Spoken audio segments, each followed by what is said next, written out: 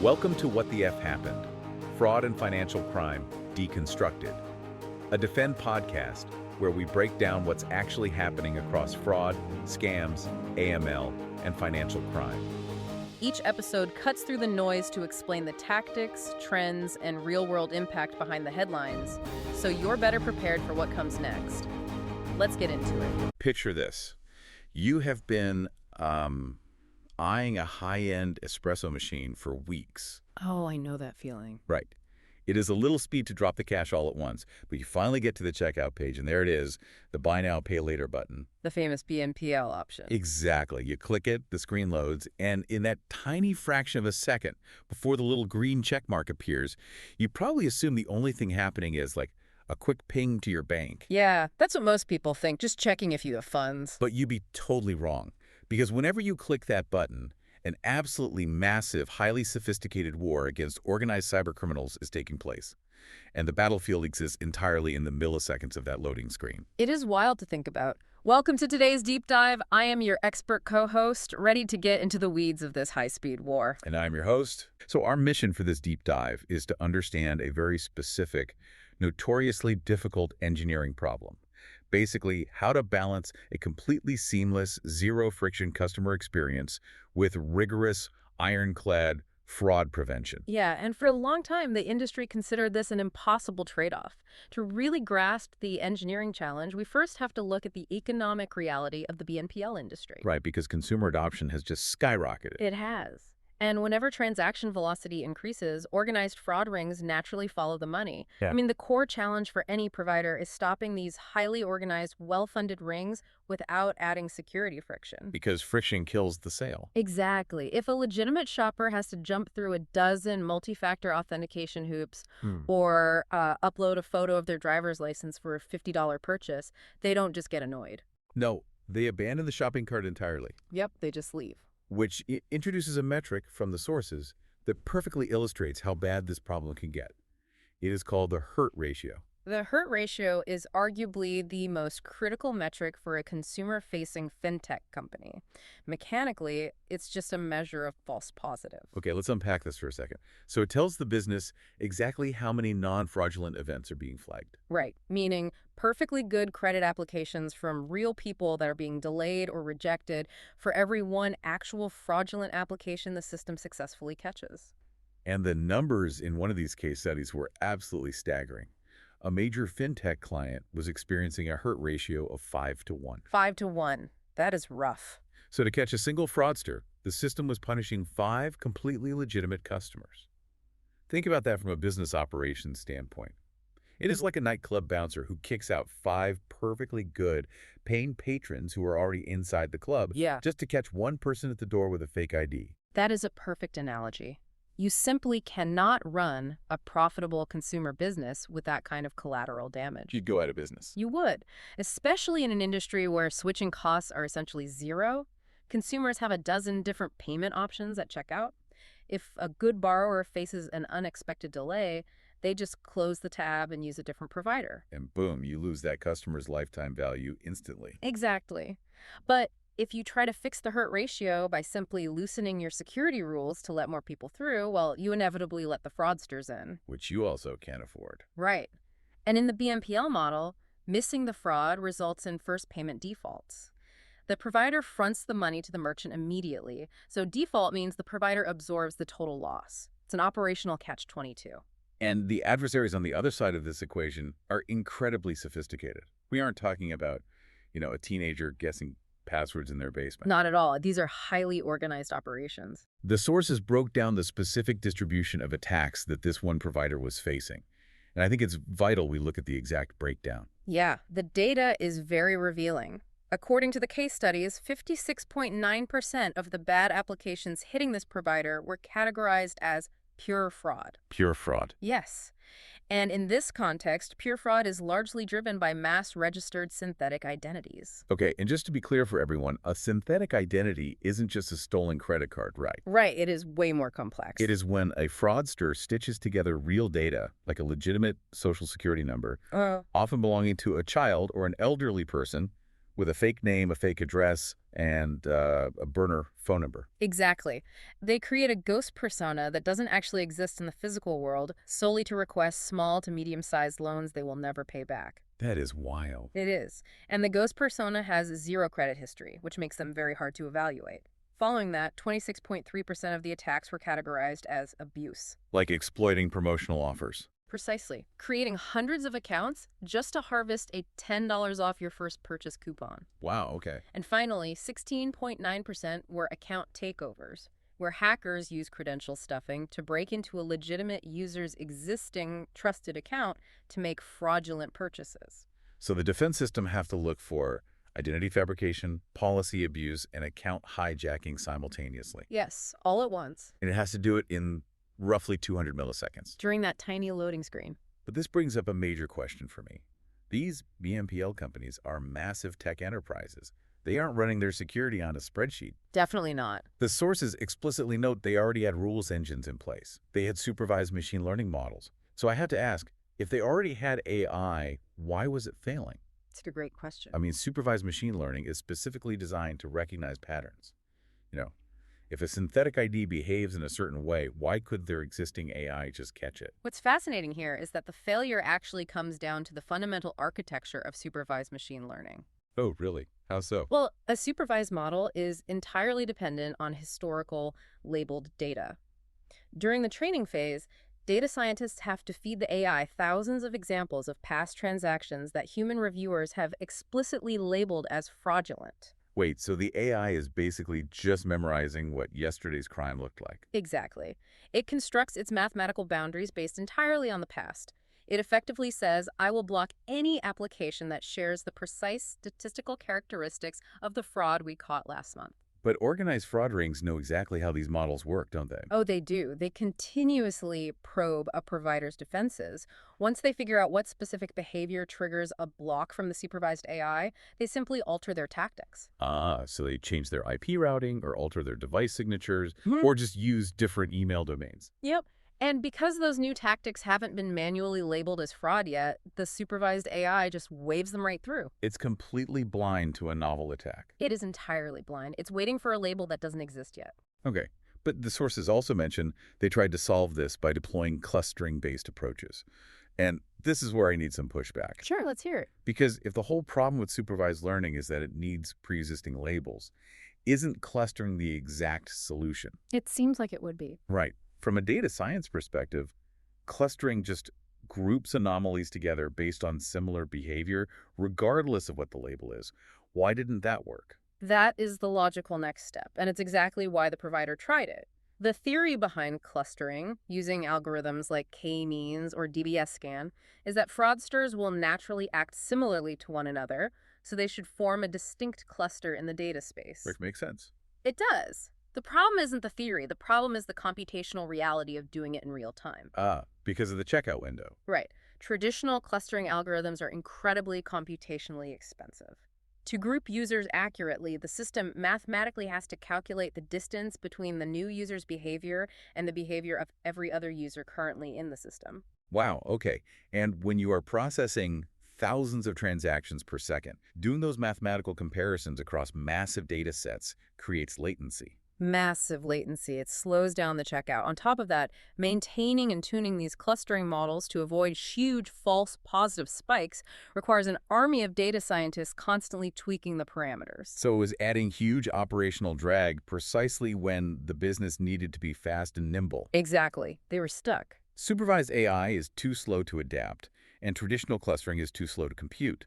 So if you can't rely on past data labels to catch a brand new scam, and you can't run heavy clustering algorithms at checkout, you have to completely change the underlying architecture. You really do. You have to change how the AI processes information at a structural level. And that brings us to the core, unsupervised machine learning, or UML. The shift to unsupervised machine learning is what finally breaks the deadlock. Unlike the supervised models we discussed, UML evaluates multiple dimensions of loan applications in real time to detect novel attacks as they happen. Just evaluating the data on the fly. Yes.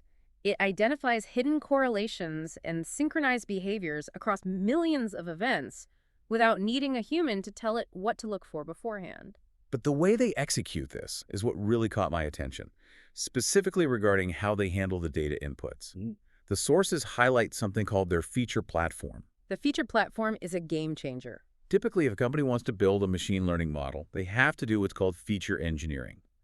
A human data scientist has to sit down and figure out what specific variables or features the AI should even look at. Which is incredibly tedious. They have to manually write code that says, hey AI, check the time difference between when the account was created and when the purchase was made. Or check if this IP address matches the shipping zip code. And that manual feature engineering process takes months. It requires massive engineering resources just to define the rules of the game before the AI can even start playing. Right. But automates this entire process, ingests raw data, and automatically generates thousands of complex, multidimensional features without human intervention. The business impact of that is just massive. It really is. The sources explicitly point out that this automation allowed the client to bypass a development cycle that typically takes comparable fintech companies up to 5 years to build in-house. 5 years. Bypassing a 5-year engineering bottleneck is the difference between leading a market and going bankrupt. Truly. Because fraud rings do not wait 5 years for your data science team to finish building a model. By automating feature generation, the UML engine instantly has thousands of microscopic behavioral data points to analyze. It's just ready to go. Yep. But the true power of this system is how it organizes and cross-references those features using a knowledge graph. Okay, here's where it gets really interesting. Let's really dive into the knowledge graph, because this is where the architecture completely outclasses traditional databases. It's a fascinating structural shift. If you think about a standard relational database, like a giant spreadsheet, looking up connections is really slow. If you want to know if 2 users share the same device, the system has to scan the user table, cross-reference it with the device table, and then pull the result. Which, again, takes too much computing time when you only have milliseconds to approve alone. Exactly. But a knowledge graph fundamentally changes how the data is stored. Instead of thinking of it like a movie detective's corkboard with red string connecting suspects, think of it more like dropping a highly concentrated dye into a municipal water supply. Oh, I like that visual. The graph database stores the relationships between data points natively as connections or edges. So when a new transaction hits the system, the AI drops that digital dye into the graph. And it spreads instantly. Instantly. The dye flows through the pre-existing pipes. It immediately illuminates every single shared device, every shared IP subnet, every associated email domain, and every money flow. There is no searching required. The connections are inherently part of the structure. That is so cool. That is a phenomenal way to visualize it. The graph naturally maps out the invisible network in milliseconds. And because the UML algorithm is running on top of that graph, it just looks for dense pockets of dye. Areas where things are highly connected in ways that normal consumers simply aren't. Exactly. And the sources provided some incredible specific examples of what this graph illuminated during a holiday surge. Oh yeah, the cluster sizes were unbelievable. They really were. When the BNPL provider experienced a massive spike in legitimate loan applications during promotional events, the fraud rings tried to hide in the noise. Classic tactic. Right. But ML detected coordinated clusters operating simultaneously. And we aren't talking about small groups. The graph mapped out clusters ranging from fewer than 10 to as many as 10,000 users operating as a single synchronized ring. Wait, really? 10,000 synthetic users applying for loans at the exact same time. At the exact same time. And what fascinates me is how the graph caught them. Because these rings were sophisticated enough to beat the supervised AI, but they got lazy with their data generation.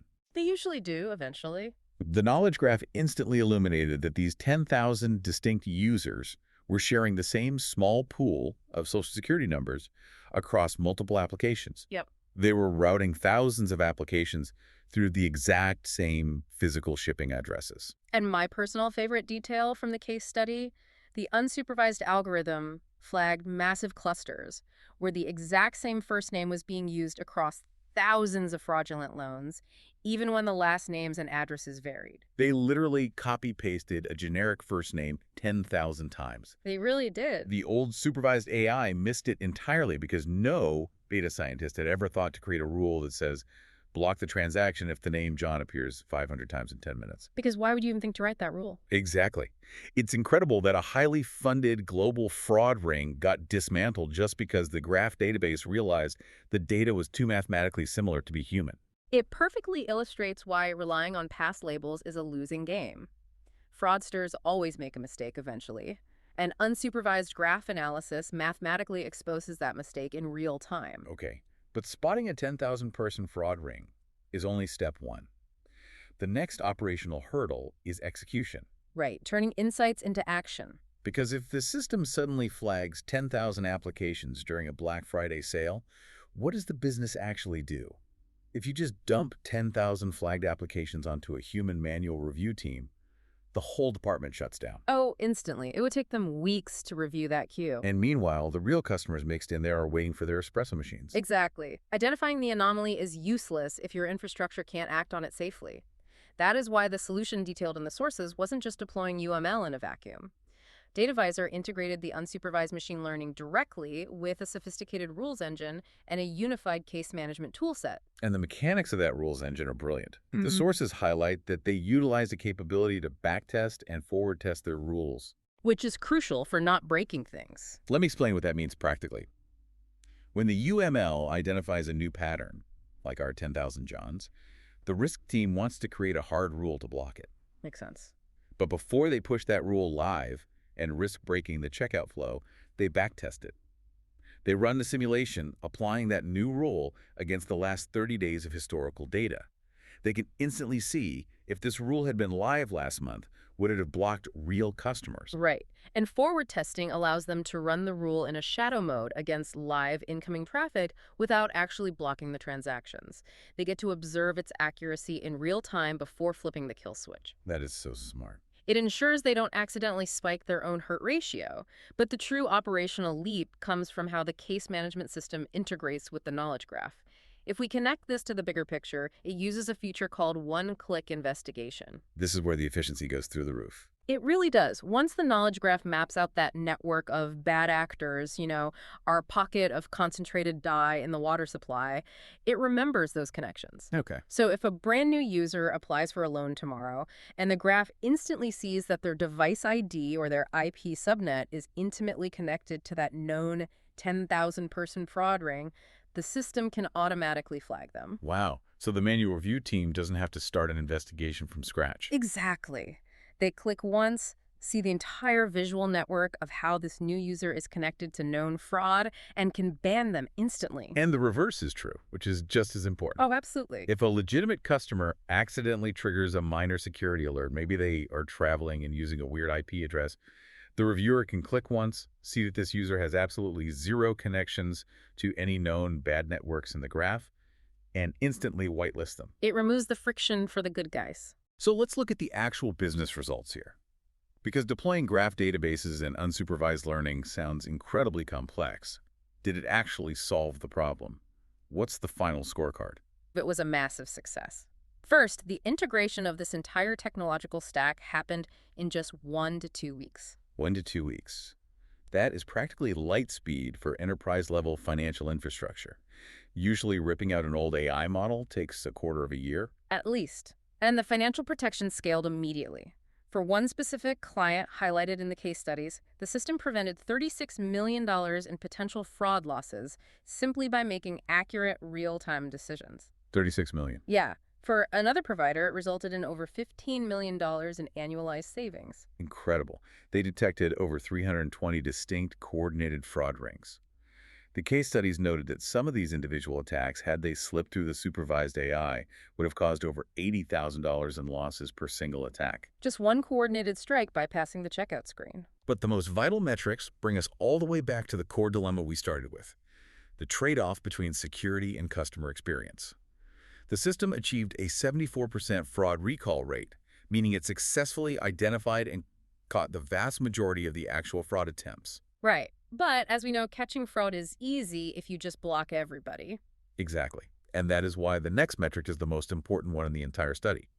Alongside that high recall rate, they achieved a 41% reduction in false positives. A 41% reduction. They effectively cured the hurt ratio. By drastically dropping the number of false positives, they ensured that the nightclub bouncers stopped kicking out the paying customers. The legitimate shoppers got their instant green check mark, while the synthetic rings gaze silently blocked. And as a direct result of that accuracy, the internal review efficiency for the human risk teams improved by a massive 5x to 20x multiplier. Which is huge for scaling a business. Because the UML and the knowledge graph were doing the heavy lifting of connecting the dots, the human analysts weren't wasting hours manually cross-referencing IP addresses. It allowed the BNPL providers to scale their transaction volume aggressively without having to hire hundreds of new human reviewers to keep up. It was a complete paradigm shift from reactive defense to proactive architecture. It really makes you evaluate the hidden infrastructure of your own digital life differently. I want you to think about this the very next time you are shopping online. The next time you effortlessly check out, click that button to split your payment and instantly get approved without any friction. You'll never look at a loading screen the same way. Never. Remember that in the literal blink of an eye, behind that split-second loading animation, an unsupervised AI is rapidly navigating a massive crowd database. It is mathematically mapping out thousands of behavioral connections in real time, ensuring you aren't kept waiting, while simultaneously slamming the door shut on highly funded global cybercriminals. It is a quiet, incredibly complex war, and it is being won in milliseconds. It really is a remarkable feat of engineering. And it leaves us with an intriguing, broader question. This raises an important question. If unsupervised machine learning and graph architecture can uncover invisible, non-labeled connections to dismantle a 10,000-person fraud ring simply by noticing a shared first name and IP address, how might the same unsupervised approach uncover hidden, positive connections in other fields? Oh, that's an interesting point. Like what kind of fields? Imagine applying this architecture to massive data sets in medical research or urban planning. Fields where we are drowning in complex data, but we don't even know what labels or what cures we should actually be looking for yet. Unsupervised learning could find patterns we didn't even know existed. Wow. Now that is a deep dive for another day. Thanks for joining us, and we will catch you next time. You've been listening to What the F Happened? Fraud and Financial Crime Deconstructed, a Defend podcast by DataVisor. If you want to keep learning between episodes, check out Defend Training, a set of self-paced online courses for fraud and financial crime professionals, practical and built around real-world scenarios. And you can earn CPE credits through the ACFE San Francisco Bay Area chapter. You can find it at datavisor.com/defendtraining. The link's in the description. This episode's audio was generated using Google's Notebook LM, based on expert analysis and trusted sources. Thanks for listening. We'll see you next time.